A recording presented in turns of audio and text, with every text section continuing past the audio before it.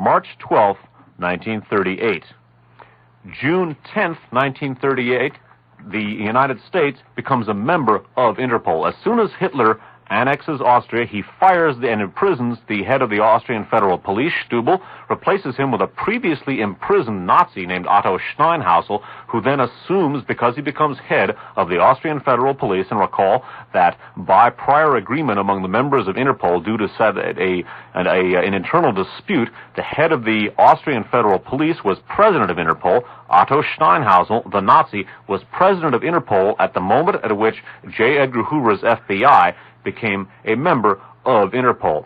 Now, this is taking place in 1938, which is also the very same year in which Whittaker Chambers is first powwowing with Undersecretary of State Adolph Burley Jr., and also in which the FBI, the same FBI headed up by J. Edgar Hoover, is beginning its investigation of Alger Hiss. So, March of 38, Hitler annexes Austria, makes the president of Interpol Nazi Otto Steinhausel. June of 38, in Interpol, the United States and J. Edgar Hoover's FBI joins Interpol. And it's worth noting, as we're going to see a little later, talking about the history of Interpol, that Steinhausel, who was in poor health from his internment before Austria became Nazi, Steinhausel died about a year after assuming the head of the Austrian Federal Police and the presidency of Interpol. He was replaced by none other than Reinhard Heydrich, the head of the Sicherheitsdienst, the SS intelligence service, and again, known appropriately enough as the Hangman. Okay, this is from a book entitled The Interpol Connection. It's written by Vaughn Young and Trevor Meldal Johnson.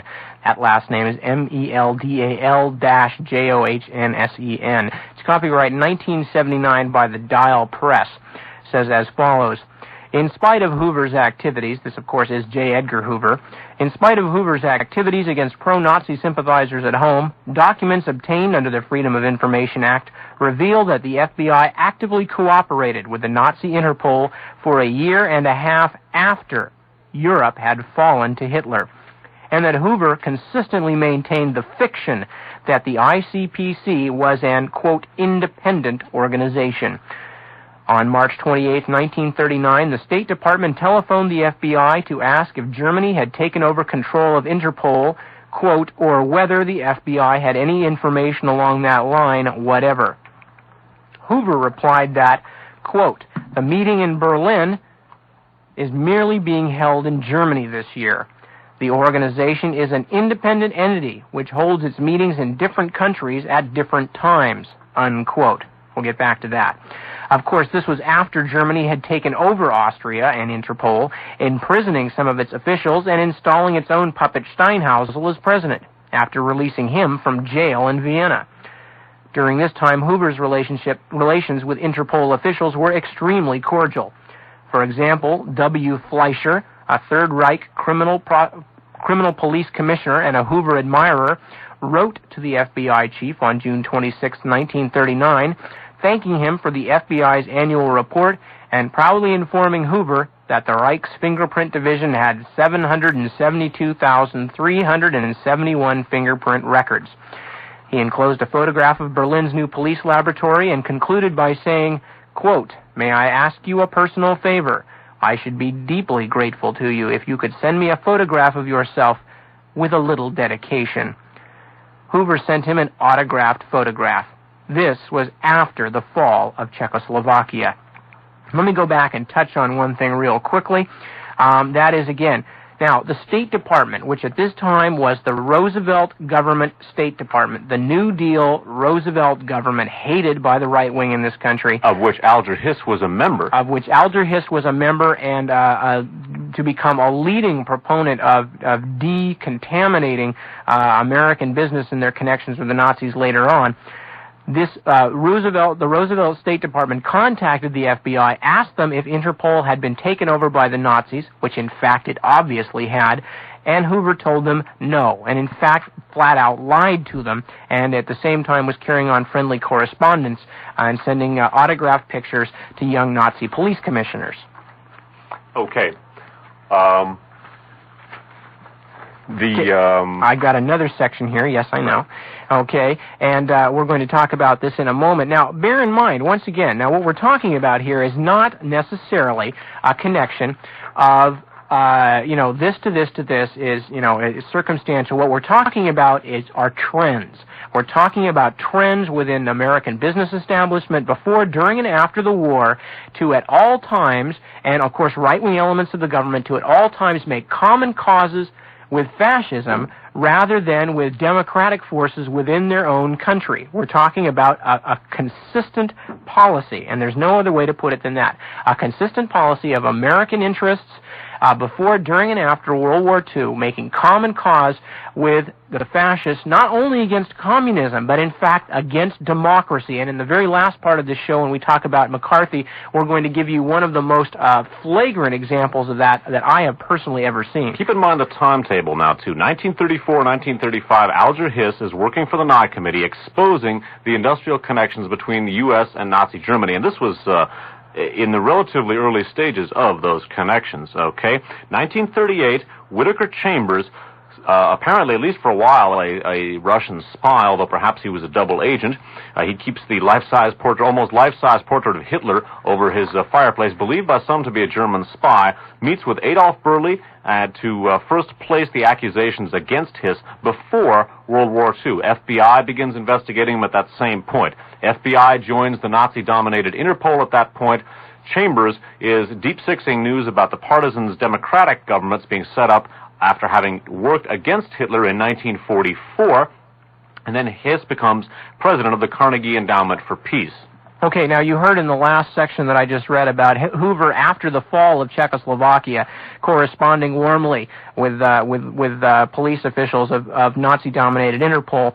Going ahead a few years here, by September 16th, 1940, it says in the Interpol connection, a month after Germany began to bomb London, Hoover was still friendly with Nazi Interpol officials.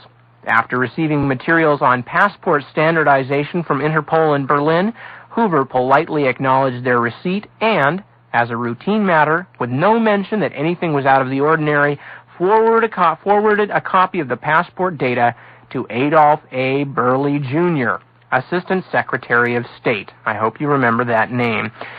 Furthermore, FBI wanted notices appeared in the ICPC Journal until near the end of 1940. Now catch this.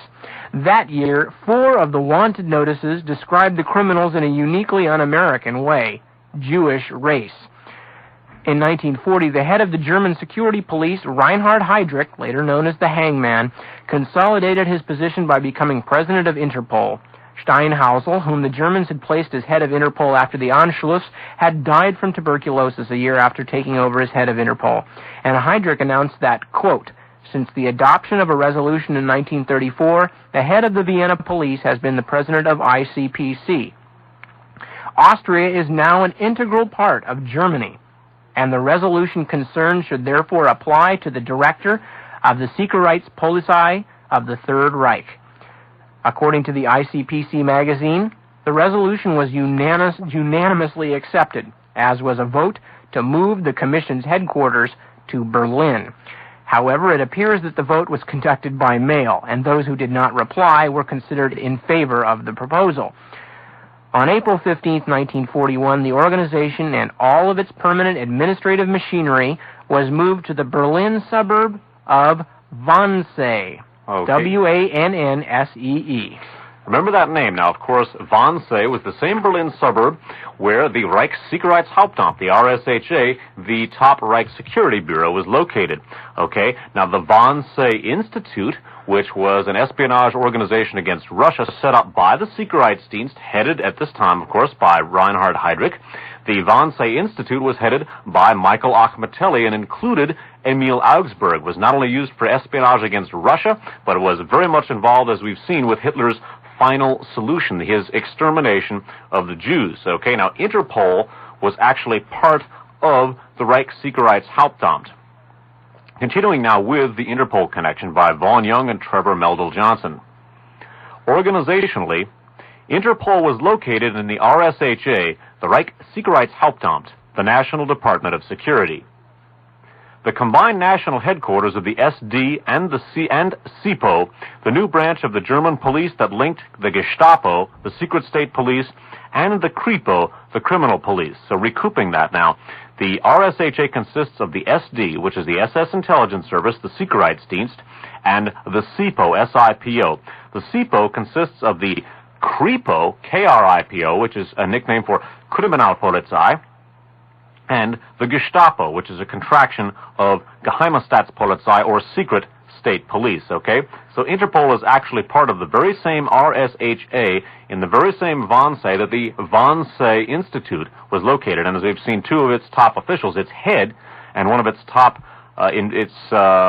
basically sort of racial classification chief, went on to work as part of the triumvirate that formed the Special Forces for Galen. Continuing here with the Interpol connection. On October 4th, 1944, G2 report, G2 being American Military Intelligence, on October 4th, 1944, G2 report discusses the KRIPO as, quote, an integral part of the Nazi machine of repression, and as such makes fullest use of the racial laws of the Third Reich. Recall that those racial laws were drawn up by Hans Globke, Adenauer's Secretary of State. Continuing, the arrest of deserters and escaped prisoners of war should be noted among the KRIPO's duties, unquote. The SD was the intelligence system of the SS and Nazi Party. The RSHA consisted of 8 Amter, or bureaus, but it was regarded as a single department rather than a collection of separate offices. The 3 branches, Gestapo, KRIPO, SD, were closely connected. Interpol's section was Amt 5, or Bureau 5, also known as the RKPA, the Reichskriminalpolizeiamt, the Office of State Criminal Police. Recall that Franz Alfred Seeks of the Green Berets of the Special Forces was head of Amt 7, or Bureau 7. Continuing now with some information here about Interpol and about the RSHA, and some unnerving information about the FBI. Again, this is from the Interpol Connection by Vaughn Young and Trevor Meldal Johnson.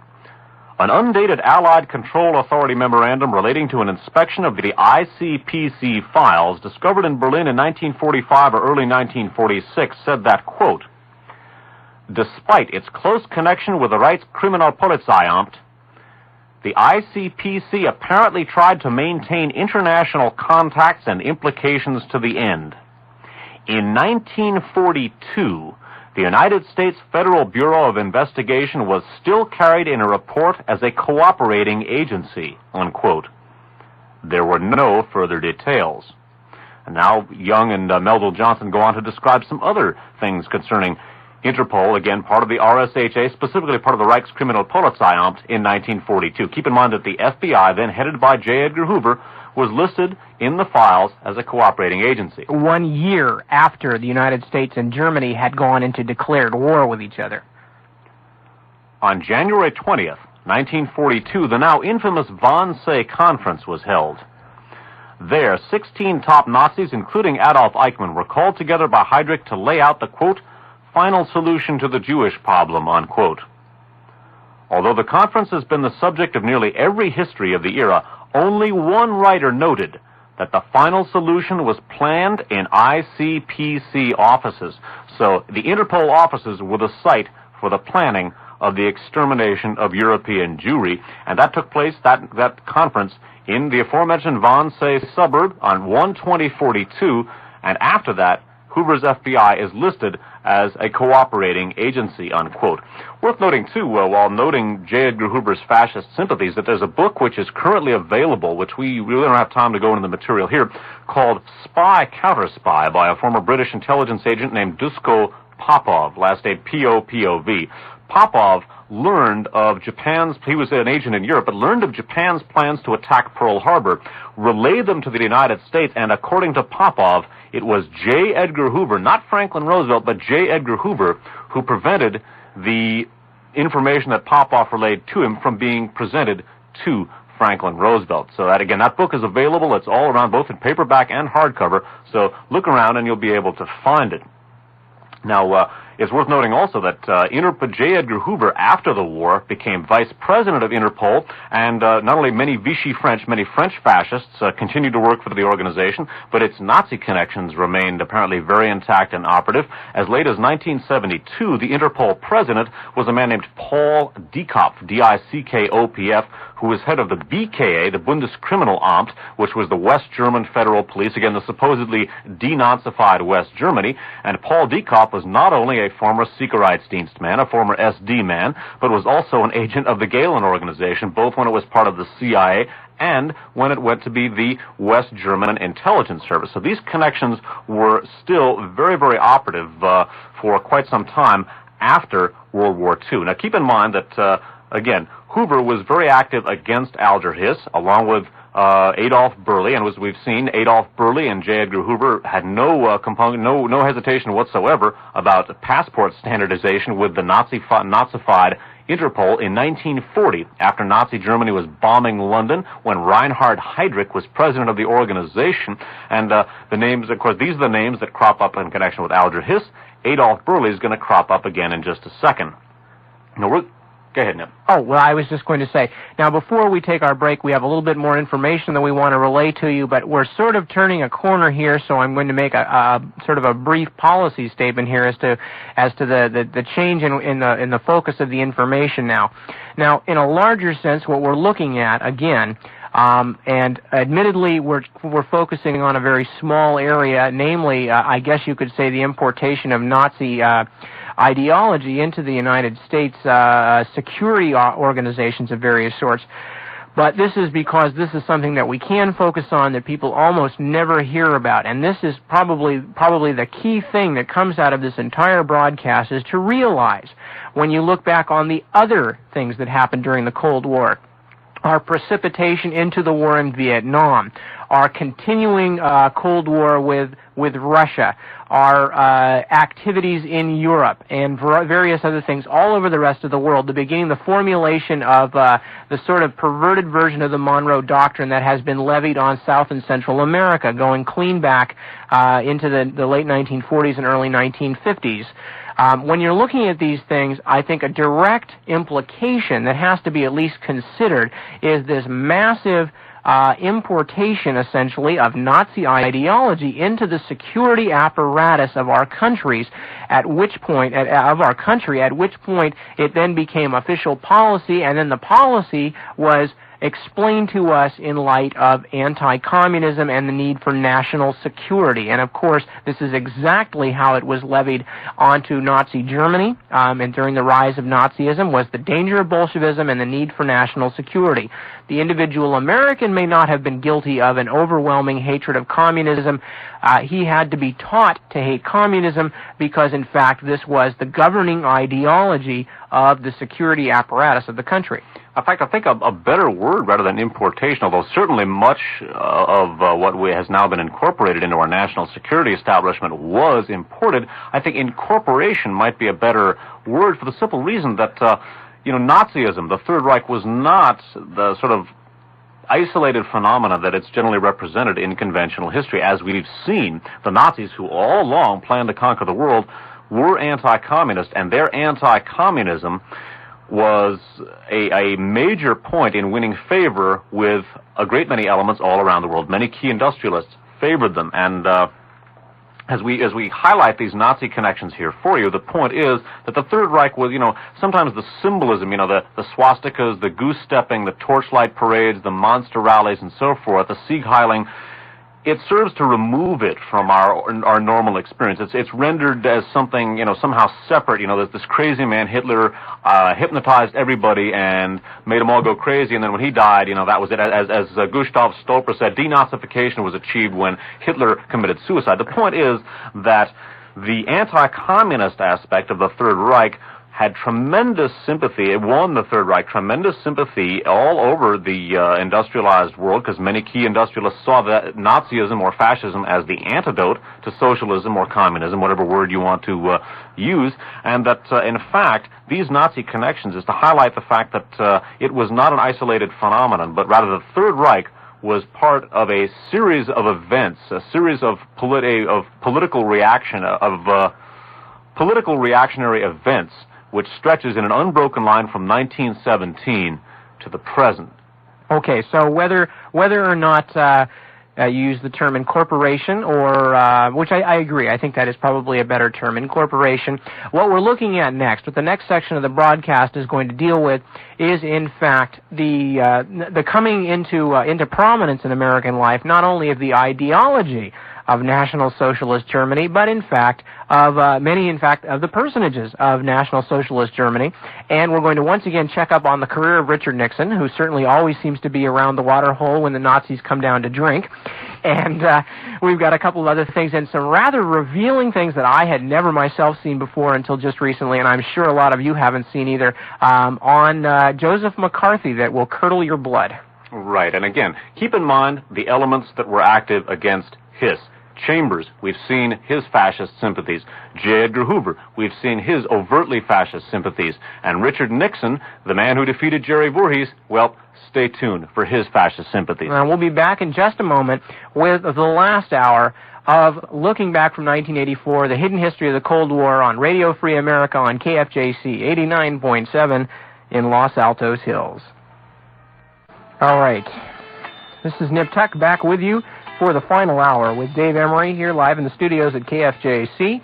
And we are going into the final hour, as I said, of looking back from 1984, a hidden history of the Cold War. In fact, this is the 8th hour overall of this broadcast since we did 4 hours last month, and we're doing our 4th hour tonight.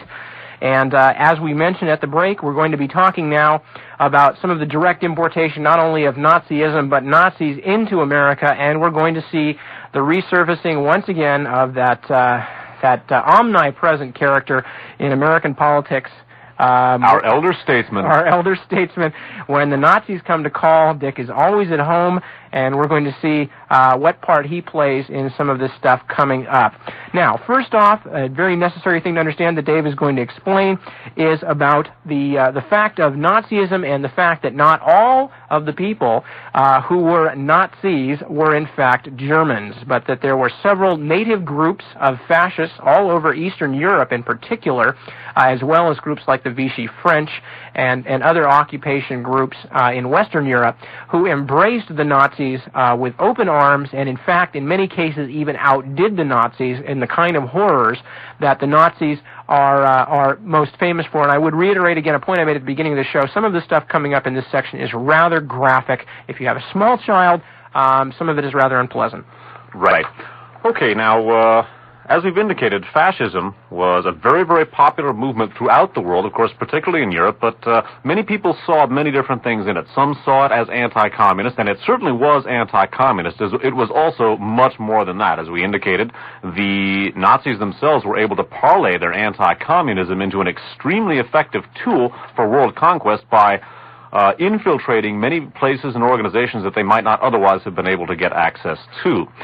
Now, there were many other fascist movements throughout Europe which were very closely allied politically, ideologically, and militarily with German National Socialism, with German Nazism. Now, first of all, it should be understood that the Axis was not just Germany, Japan, and Italy, but there were a number of other countries that were actually fighting on the Axis side during World War II, most of them in Eastern Europe. Those countries were Bulgaria, Hungary, Finland, and Romania. Those four countries also were part of the Axis, and this isn't something most people realize, but Finland, Hungary, Bulgaria, and Romania also fought on the side of the Axis during World War II. Now, the Romanian fascist movement was something called the Iron Guard, or the evangelical movement, the movement of the Archangel Michael, okay, of the Order of the Archangel Michael. Now, basically, they're almost always known as the Iron Guard. Their technical name had to do with the Archangel Michael. Now, the Iron Guard were, just like the other European fascist movements, extremely anti-Semitic, and they were very, very bloody. Their atrocities against the Jews were kind of like the Ustashi, the Croatian fascist movement, which set up an independent state in Croatia, one of the Slavic states which was incorporated and is part of Yugoslavia.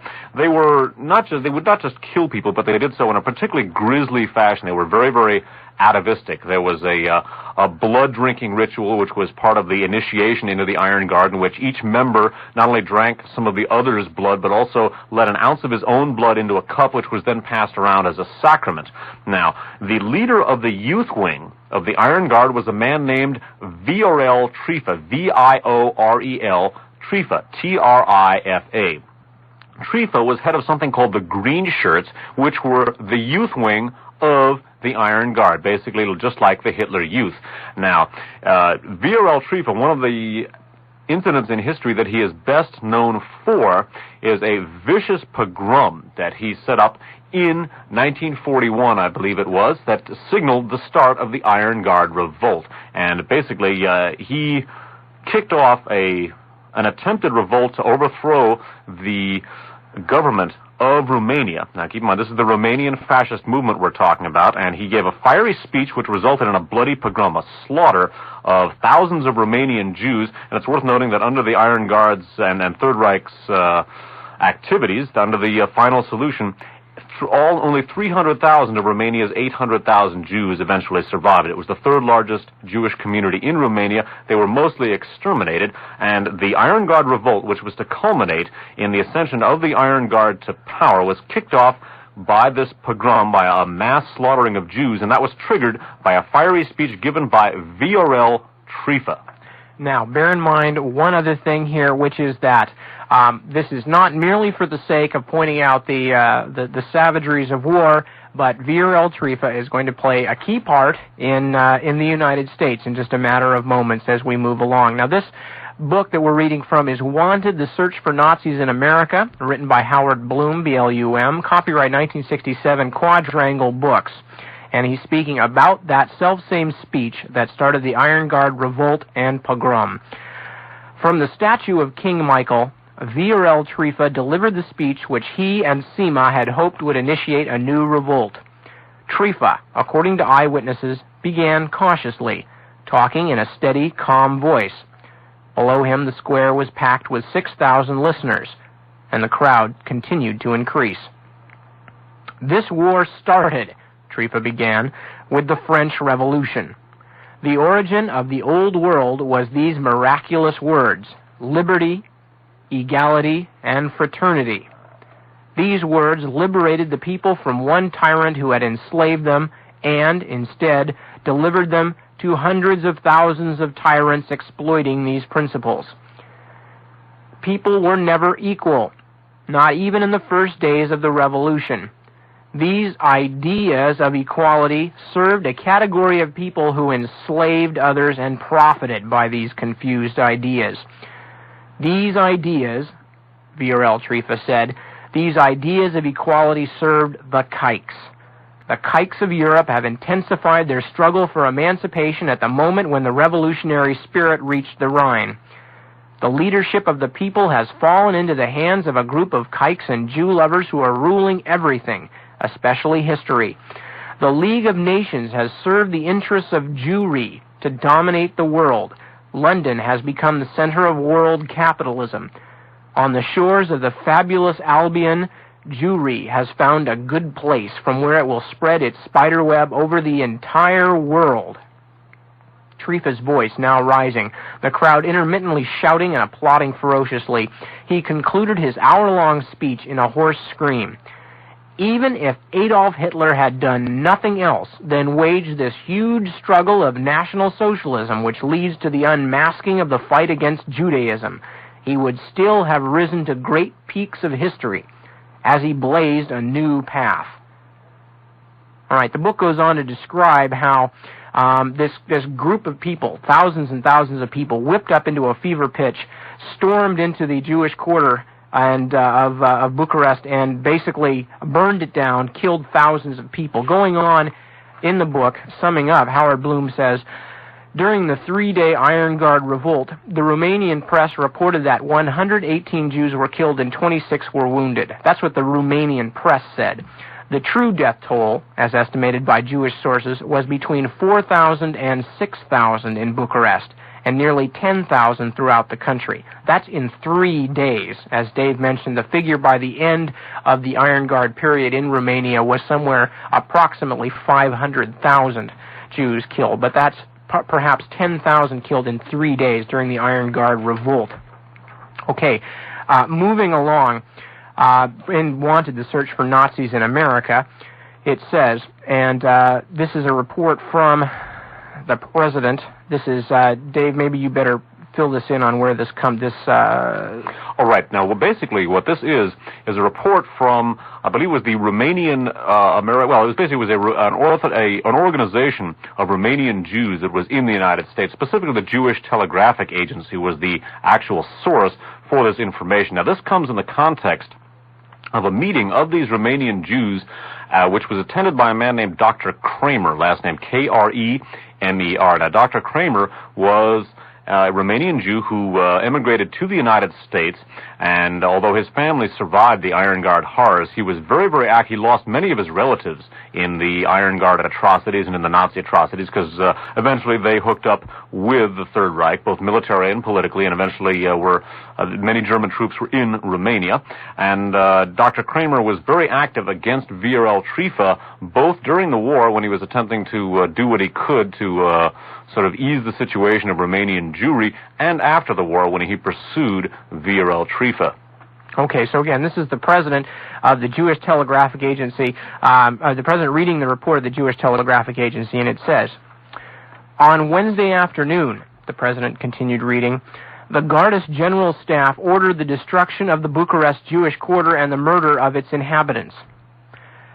Storming through the Jewish quarter in a mad orgy of killing and destruction, armed Gardist gangs," that's Iron Guard, "killed or beat up every person they saw who appeared to be Jewish. The test seems to have been whether persons encountered by the frenzied Gardist gangs were willing to participate in the massacre. The pogrom, which cost the lives of at least 1,000 Jews in Bucharest, was not accidental, but an integral part of the Gardist insurrection and had been prepared in advance. Perhaps the most horrifying single episode of the pogrom was the, quote, kosher butchering last Wednesday night of more than 200 Jews in the municipal slaughterhouse. The Jews, who had been rounded up after several hours of Iron Guard raids, were put into several trucks and carried off to the slaughterhouse. There, the green shirts, that's a faction of the Iron Guard, forced them to undress and led them to the chopping blocks, where they cut their throats in a horrible parody of the traditional Jewish methods of slaughtering fowl and livestock. Some mangled bodies were disposed of by pouring them down manholes to the sewers usually used to carry animal remains. Other naked, headless bodies were hung on iron hooks and stamped "Karna kosher," kosher meat.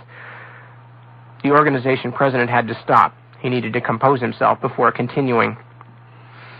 "The General Staff," he finally resumed, "which ordered the massacre consisted of Vice President Hori Asima, Chief of the Green Shirt Legion, Dmitry Grozha, boss of the Legionary Workers Corps, and VRL Trifa, leader of the frenetic Green Shirt student movement." Okay, now, eventually, we're going to talk a little bit about, in just a second, about what VRL Trifa did in the tail end of World War II. That's going to come as part of an exposition of just what his activities were in the United States, because after World War II, VRL Trifa obtained entry into the United States. Now, the Romanian American Orthodox Episcopate had been very closely affiliated with the Romanian Orthodox Church. Now, as the Cold War really got underway, and as, of course, Romania was occupied by the Soviet Union as the Axis forces were driven back, and a communist government was set up in Romania. Now, as Cold War feelings heightened in the United States, the fact that the bishop of the Romanian American Orthodox Episcopate had been appointed by the head of the Romanian Orthodox Church in Romania, which at that time was governed by communism, although they had no perceptible effect on the church itself, aroused a great deal of bitterness and suspicion on the part of a great many people, a great many Romanian emigres in the United States, as well as by the federal authorities themselves. Now, in a really sort of a violent takeover, the Iron Guardists, many of whom came into the United States at the end of World War II for a variety of different reasons, seized control of the Grass Lakes, Michigan seat of the Romanian American Orthodox Episcopate. And they did so. They kicked out a fellow by the name of Moldovan, Moldovan, who was the bishop appointed by the head of the Romanian Orthodox Church, and they basically broke the Romanian American Orthodox Episcopate off from the Romanian Orthodox Church, and the man who became head of the Romanian American Orthodox Episcopate was none other than Viorel Trifa, but he changed his name to Valerian Trifa in order to sort of maintain his religious front, I guess you might say. So when you hear the name Valerian Trifa in the passage I'm just about to read to you, keep in mind that's the same fellow as Viorel Trifa, the fellow who gave that blood-curdling speech which kicked off the horrible pogrom and, the slaughtered corpses and so forth, which Nip just read you. Returning again to Wanted, The Search for Nazis in America by Howard Bloom. While Kramer traveled through Romania and then Israel in a small car he had bought in England, Valerian Trifa solidified his power as bishop. He now controlled an episcopate with 46 churches, mostly in Ohio, and 10,000 parishioners. The Vatra, that is the seat of the Romanian American Orthodox Episcopate, the Vatra, which his supporters had taken by force, was now officially his. Bishop Moldovan's legal challenges were defeated. An Ohio district court, reaching its decision in the midst of the McCarthy era, decided, quote, the communistic government of Romania was dictating appointment of its bishop, Moldovan, and the American diocese was entitled to revoke its 1936 bylaws and elect its own bishop, Trifa. Let me just mention, too, in opposition to this, that what's going on, of course, and we don't really have time to read the whole passage to you, when they say that it was taken over by force, that is literally true. Viorel Trifa and essentially a gang of ex-Green Shirt and Iron Guard stormtroopers literally came to the Vatra, the Romanian Orthodox Church, the center, and literally dragged the priests out, beat them up, broke legs and arms, and literally took the place by force. Now, bear this in mind, because this was later received official sanction in the United States as a way to transfer power of a bishop, because supposedly the other bishop was appointed by a communist church. Bear this in mind, especially because, as we mentioned earlier, parallels to Central and South America, that currently people like Archbishop Oscar Romero have been shot dead in El Salvador for siding with the poor people, and priests and nuns and others are being shot dead all over Central and South America for going against the powers that be. Okay, now we're going to be talking about that again some more in the next broadcast of Radio Free America, which we're going to talk specifically about the Galen organization, okay? Returning again to Wanted, The Search for Nazis in America. As a bishop and a fierce anti-communist who had fled his native land supposedly to escape Red oppression, Trifa moved in influential circles throughout Cold War America. He made broadcasts over Radio Free Europe to Romania, broadcasts he bragged were arranged, quote, by my good friend J. Edgar Hoover, unquote. He sat on daises with the governor of Michigan, and his picture appeared in newspapers shaking hands with a smiling Hubert Humphrey. On Wednesday, May 11th,